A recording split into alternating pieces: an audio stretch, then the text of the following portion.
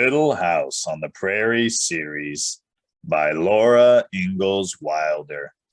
Book 7, Little Town on the Prairie. Chapter 8, 4th of July. Boom! Laura was jerked out of sleep. The bedroom was dark. Carrie asked in a thin, scared whisper, "What was that?" "Don't be scared," Laura answered. They listened. The window was hardly gray in the dark, but Laura could feel that the middle of the night was past. Boom! The air seemed to shake. "Great guns!" Pa exclaimed sleepily. Why? Grace demanded. Pa, Ma, why? Carrie asked. Who is it? What are they shooting? What time is it? Ma wanted to know. Through the partition, Pa answered. It's 4th of July, Carrie. The air shook again. Boom! It was not great guns. It was gunpowder exploded under the blacksmith's anvil in town. The noise was like the noise of battles that Americans fought for independence. 4th of July was the day when the first Americans declared that all men were born free and equal. Boom! Come, girls, we might as well get up, Ma called. Pa sang, "Oh, say, can you see by the dawn's early light?" Charles, Ma protested, but she was laughing because it really was too dark to see. It's nothing to be solemn about. Pa jumped out of bed. Hooray, we're Americans, he sang.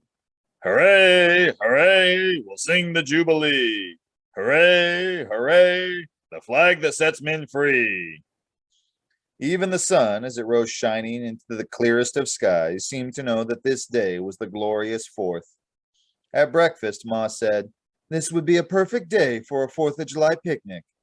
Maybe the town will be far enough along to have one come next July, said Pa. We couldn't hardly have a picnic this year anyway, Ma admitted. It wouldn't seem like a picnic without fried chicken. After such a rousing beginning, the day did seem empty. Such a special day seemed to expect some special happening, but nothing special could happen. I feel like dressing up, Carrie said while they did the dishes. So do I, but there's nothing to dress up for, Laura replied. When she carried out the dishwasher to throw it far from the house, she saw Pa looking at the oats. They were growing thick and tall, gray-green, and smoothly rippling in the wind. The corn was growing lustily, too. Its long, yellow-green, fluttering leaves almost hid the broken sod. In the garden, the cucumber vines were reaching out, their crawling tips uncurling beyond patches of spreading big leaves. The rows of peas and beans were rounding out. The carrot rows were feathery green, and the beets were thrusting up long, dark leaves on red stems. The ground cherries were already small bushes. Through the wild grasses, the chickens were scattered, chasing insects to eat. All this was satisfaction enough for an ordinary day, but for 4th of July, there should be something more. Pa felt the same way. He had nothing to do, for on 4th of July, no work could be done except the chores and housework. In a little while, he came into the house and said to Ma, There's a kind of celebration in town today. Would you like to go? What kind of celebration? Ma asked. Well, mostly horse racing, but they took up a collection for lemonade, Pa replied. Women are not likely to be at a horse race, Ma said, and I couldn't go calling uninvited on 4th of July. Laura and Carrie stood almost bursting with eagerness while Ma considered and shook her head. You go along, Charles. It would be too much for Grace anyway. It is much nicer at home, said Mary. Then Laura spoke. Oh, Pa, if you go, can't Carrie and I? Pa's doubtful eyes brightened and twinkled at her and Carrie. Ma smiled on them. Yes, Charles, it will be a nice outing for you all, she said. Run down cellar and bring up the butter, Carrie, and while you're dressing, I'll put up some bread and butter for you to take along. Suddenly, the day seemed really 4th of July. Ma made sandwiches, Pa blackened his boots. Laura and Carrie hurriedly dressed up. Luckily, Laura's sprigged calico was freshly washed and ironed.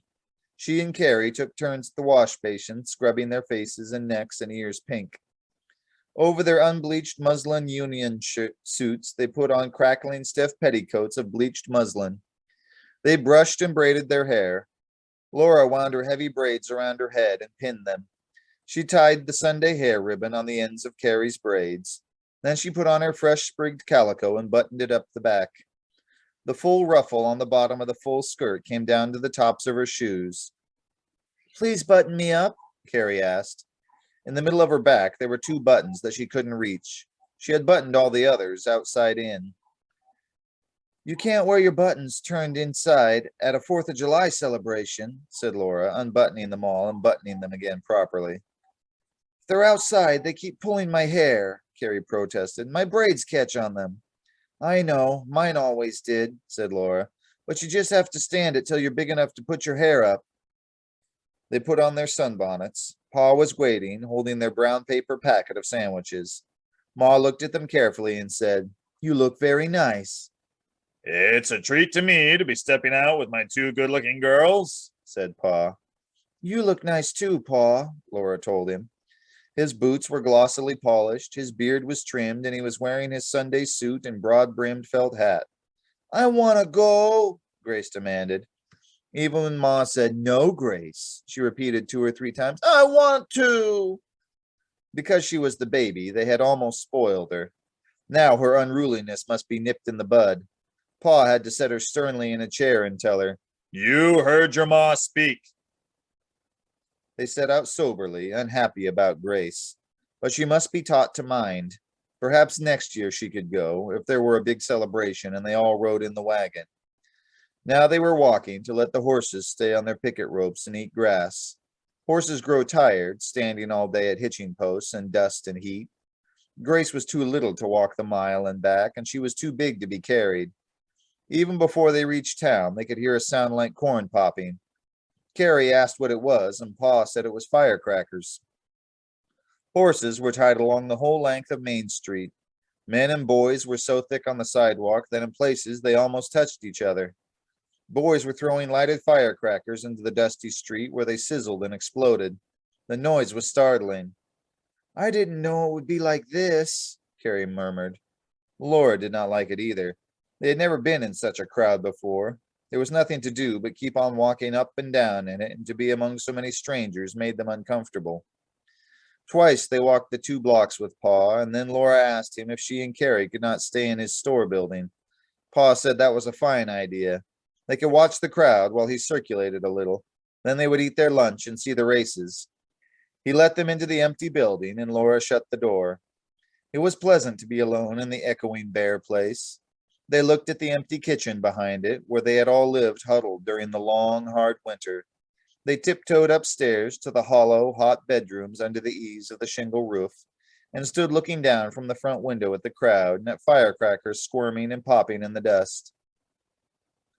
I wish we had some firecrackers, Carrie said. They're guns, Laura pretended. We're in Fort Ticonderoga, and those are British and Indians. We're Americans fighting for independence. It was the British in Fort Ticonderoga, and the Green Mountain Boys took it, Carrie objected. Then I guess we're with Daniel Boone in Kentucky, and this is a log stockade, said Laura. Only the British and Indians captured him, she had to admit. How much do firecrackers cost? Carrie asked. Even if Pa could afford them, it's foolish to spend money just to make a little noise, Laura said. Look at that little bay pony. Let's pick out the horses we like best. You can have first choice. There was so much to see that they could hardly believe it was noon when Pa's boots sounded downstairs and he called, Girls, where are you? They rushed down. He was having a good time. His eyes were twinkling bright. He sang out, I've brought us a treat. Smoked herring to go with our bread and butter, and look what else. He showed them a bunch of firecrackers. Oh, Pa, Carrie cried, how much did they cost? Didn't cost me a cent, said Pa. Lawyer Barnes handed them to me, said to give them to you girls. Why on earth did he do that? Laura asked. She'd never heard of Lawyer Barnes before. Oh, he's going in for politics, I guess, said Pa. He acts that way, affable and agreeable to everybody. You want me to set these off for you now or after we eat? Laura and Carrie were thinking the same thing. They knew it when they looked at each other, and Carrie said it. Let's save them, Pa, to take home to Grace. All right, said Pa. He put them in his pocket and undid the smoked herring while Laura opened the packet of sandwiches. The herring was delicious. They saved some to take home to Ma. When they had eaten the last bit of bread and butter, they went out to the well and drank long and deep from the edge of the pail that Pa drew dripping up. Then they washed their hands and their hot faces and dried them on Pa's handkerchief. It was time to go to the races. The whole crowd was moving across the railroad tracks and out to the prairie. On a pole set up there, the American flag fluttered against the sky. The sun was shining warm and a cool breeze was blowing. Beside the flagpole, a man rose up tall above the crowd. He was standing on something. The sound of talking died down, and he could be heard speaking. "Well, boys," he said, "I'm not much good at public speaking, but today's the glorious 4th. This is the day and date when our forefathers cut loose from the despots of Europe. There wasn't many Americans at that time, but they wouldn't stand for any monarch tyrannizing over them. They had to fight the British regulars, and they are hired Hessians and the murdering, scalping redskin savages that those fine gold-laced aristocrats turned loose on our settlements and paid for murdering and burning and scalping women and children. A few barefoot Americans had to fight the whole of them and lick them, and they did fight them and they did lick them. Yes, sir, we licked the British in 1776, and we licked them again in 1812. And we backed all the monarchies of Europe out of Mexico and out off this continent less than 20 years ago. And by glory, yes, sir, old glory right here, waving over my head. Anytime the despots of Europe try to step on America's toes, we'll lick them again." "Hooray, hooray," everybody shouted. Laura and Carrie and Pa yelled too. "Hooray, hooray." "Well, so here we are today," the man went on. "Every man, jack of us, a free and independent citizen of God's country, the only country on earth where man is free and independent. Today's the 4th of July when this whole thing was started, and it ought to have a bigger, better celebration than this. We can't do much this year. Most of us out here are trying to pull ourselves up by our own bootstraps. But next year, likely some of us will be better off and able to chip in for a real big rousing celebration of Independence Day. Meantime, here we are. It's 4th of July, and on this day, somebody's got to read the Declaration of Independence. It looks like I'm elected, so hold on to your hats, boys. I'm going to read it." Laura and Carrie knew the Declaration by heart, of course, but it gave them a solemn, glorious feeling to hear the words. They took hold of hands and stood listening in the solemnly listening crowd. The stars and stripes were fluttering bright against the thin, clear blue overhead, and their minds were saying the words before their ears heard them. "When in the course of human events it becomes necessary for one people to dissolve the political bonds which have connected them with another, and to assume among the powers of the earth the separate and equal station to which the laws of nature and of nature's God entitled them, a decent respect to the opinions of mankind requires that they should declare the causes which impel them to the separation. We hold these truths to be self-evident, that all men are created equal, that they are endowed by their Creator with certain unalienable rights, that among these are life, liberty, and the pursuit of happiness." Then came the long and terrible list of the crimes of the king. "He has endeavored to prevent the population of these states. He has obstructed the administration of justice. He has made judges dependent on his will alone. He has erected a multitude of new offices and set hither swarms of officers to harass our people and to eat out their substance. He has plundered our seas, ravaged our coasts, burnt our towns, and destroyed the lives of our people. He is at this time transporting large armies of foreign mercenaries to complete the works of death, destruction, and tyranny already begun with circumstances of cruelty and perfidy scarcely paralleled in the most barbarous ages, and totally unworthy the head of a civilized nation. We, therefore, the representatives of the United States of America, in General Congress assembled, appealing to the Supreme Judge of the world for the rectitude of our intentions, do in the name and by the authority of the good people of these colonies solemnly publish and declare that these united colonies are and of right ought to be free and independent states, that they are absolved from all allegiance to the British Crown, and that all political connection between them and the state of Great Britain is and ought to be totally dissolved, and that as free and independent states they have full right to levy war. And for the support of this declaration, with a firm reliance on the protection of divine providence, we mutually pledge to each other our lives, our fortunes, and our sacred honor. No one cheered. It was more like a moment to say amen, but no one knew quite what to do. Then Pa began to sing. All at once, everyone was singing, "My country, 'tis of thee, sweet land of liberty, of thee I sing. Long may our land be bright with freedom's holy light. Protect us by thy might, great God our King." The crowd was scattering away then, but Laura stood stock still. Suddenly, she had a completely new thought. The declaration and the song came together in her mind, and she thought, God is America's king. She thought, Americans won't obey any king on earth. Americans are free. That means they have to obey their own consciences. No king bosses Pa. He has to boss himself. Why, she thought, when I'm a little older, Pa and Ma will stop telling me what to do, and there isn't anyone else who has a right to give me orders. I will have to make myself be good. Her whole mind seemed to be lighted up by that thought. This was what it meant to be free. It means you have to be good. Our Father's God, author of liberty. The laws of nature and of nature's God endow you with a right to life and liberty. Then you have to keep the laws of God, for God's law is the only thing that gives you a right to be free. Laura had no time then to think any further. Carrie was wondering why she stood so still, and Pa was saying, This way, girls. There's the free lemonade. The barrels stood on the grass by the flagpole. A few men were waiting for their turns to drink from the tin dipper. As each finished drinking, he handed the dipper on and then strolled away toward the horses and buggies by the racetrack. Laura and Carrie hung back a little, but the man who had the dipper saw them and handed the dipper to Pa. He filled it from the barrel and gave it to Carrie. The barrel was almost full, and slices of lemon floated thick on the lemonade. I see they put in plenty of lemons, so it ought to be good, Pa said, while Carrie slowly drank. Her eyes grew round with delight. She had never tasted lemonade before. They've just mixed it, one of the waiting men told Pa. Water's fresh from the hotel well, so it's cold.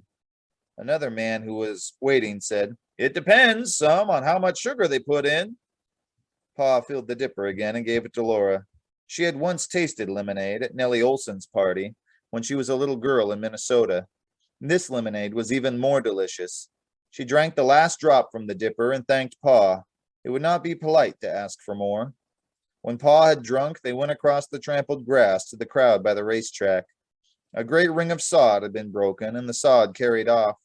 The breaking plow with its coulter had left the black earth smooth and level.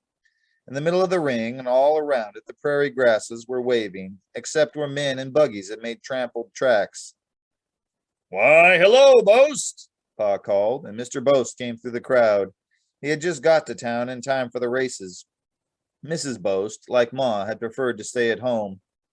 4 ponies came out on the track. There were 2 bay ponies, one gray and one black. The boys who were riding them lined up in a straight row. Which did you bet on if you were betting? Mr. Boast asked. Oh, the black one, Laura cried. The black pony's coat shone in the sunlight, and its long mane and tail blew silkily on the breeze. It tossed its slender head and picked up its feet daintily. At the word, "Go!" all the ponies leaped into a run. The crowd yelled, stretched out low and fast. The black pony went by, the others behind it. All their pounding feet raised a cloud of dust that hid them. Then around the far side of the track they went, running with all their might. The gray pony crept up beside the black. Neck and neck they were running. Then the gray pulled a little ahead, and the crowd yelled again. Laura still hoped for the black. It was doing its best. Little by little, it gained on the gray. Its head passed the gray's neck. Its outstretched nose was almost even with the gray's nose. Suddenly, all 4 ponies were coming head on down the track, quickly growing larger and larger in front of the oncoming dust. The bay pony with the white nose came skimming past the black and the gray, across the line ahead of them both, while the crowd cheered. If you'd bet on the black, Laura, you'd have lost, said Pa. It's the prettiest, though, Laura answered. She had never been so excited. Carrie's eyes shone. Her cheeks were pink with excitement. Her braid was snared on a button, and recklessly she yanked it loose. Are there any more, Pa? More races? Carrie cried. Sure, here they come for the buggy race, Pa answered. Mr. Bose joked. Pick the winning team, Laura. Through the crowd and out onto the track came first a bay team hitched to a light buggy. The bays were perfectly matched, and they stepped as though the buggy weighed nothing at all. Then came other teams, other buggies, but Laura hardly saw them, for there was a team of brown horses that she knew. She knew their proud, gay heads and arching necks, the shine of light on their satiny shoulders, the black manes blowing and the forelocks tossing above their quick, bright, gentle eyes. Oh, look, Carrie, look, it's the Brown Morgans, she cried. That's Almanzo Wilder's team, Boast, said Pa. What in creation has he got 'em hitched to? High above the horses, Almanzo Wilder was sitting. His hat was pushed back on his head, and he looked cheerful and confident. He turned the team toward its place in line, and they saw that he was sitting on a high seat on top of a long, high, heavy wagon with a door on its side. It's his brother Royal's peddler's wagon, said a man standing nearby. He don't have a chance with that weight against all those light buggies, said another. Everyone was looking at the Morgans and the wagon and talking about them. The off-horse Prince is the one he drove last winter, that 40-mile trip that he and Cap Garland made, and brought in the wheat that kept us all from starving to death, someone told Mr. Boast. The other one's Lady that ran off with the antelope herd that time. They both got good action and speed, said Pa. I see that, Mr. Boast agreed. But no team can haul that heavy cart and beat Sam Owens' bays on his light buggy. Seems like the young fellow might have rousted out a buggy somewheres in this country. He's an independent kind of young cuss, someone said. He'd rather lose with what he's got than win with a borrowed buggy. Too bad he don't own a buggy, Mr. Boast said. The brown horses were by far the most beautiful on the track, and so proud. They did not seem to mind the heavy wagon at all, but tossed their heads, pricked their ears, and lifted their feet as if the ground were not quite good enough for them to step on. Oh, what a shame they haven't a fair chance, Laura was thinking. Her hands were clenched. She wished so much that those proud, fine horses might only have a fair chance. Hitched to that heavy wagon, they could not win. She cried out, "Oh, it isn't fair!" The race started. Fast came the bays, leading all the others. The shining legs trotted, and the wheels, whirling, hardly seemed to touch the ground. Every buggy rushed by was a light, one-seated buggy. Not a team drew even the weight of a two-seated buggy, except the beautiful brown horses who came last, pulling the high, heavy peddler's cart. Best team in the country, Laura heard a man say, but not a chance. Nope, said another. That wagon's too heavy for them to pull. Sure as shooting, they'll break their trot. But they were pulling it, and they were trotting. Evenly, without a break, the 8 brown legs kept moving in a perfect trot. The dust cloud rose up and hid them. Then bursting out of it, up on the other side of the track, the teams and buggies were speeding. 1 buggy, no, 2 buggies were behind the peddler's cart. 3 buggies were behind it. Only the bays were ahead of it. Oh, come on, win, win, Laura was begging the brown horses. She so wanted them to trot faster that it seemed her wishing was pulling them. They were almost around the track. They were coming now around the turn and on toward the line. The bays were ahead. The Morgans could not do it. They could not win. The weight was too much for them. But still Laura kept on wishing with all of her. Faster, faster, only a little faster. Oh, come on, come on. Almanzo leaned forward from the high seat and seemed to speak to them. Still smoothly trotting, they came faster. Their heads reached Mr. Owen's buggy and slowly, smoothly crept by it. All the legs were moving fast, fast, while so slowly the brown heads came up, even with the bays. All 4 horses were coming now in a line, faster, faster.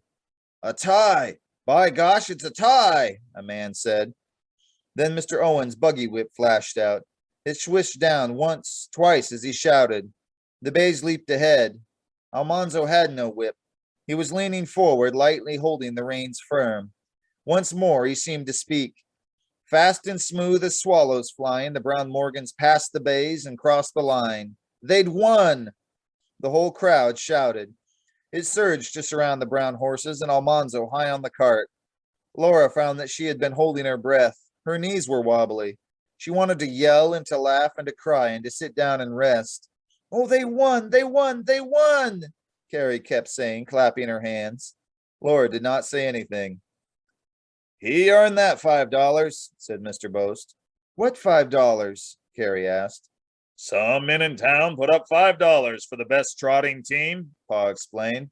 Almanzo Wilder's won it. Laura was glad she had not known. She could not have borne it if she had known that the brown horses were running for a $5 prize. He has it coming to him, said Pa. That young man knows how to handle horses. There were no more races. There was nothing more to do but stand around and listen to the talking. The lemonade was low in the barrel. Mr. Boast brought Laura and Carrie a dipperful, and they divided it. It was sweeter than before, but not so cold. The teams and buggies were going away. Then Pa came from the dwindling crowd and said it was time to go home. Mr. Boast walked with them along Main Street.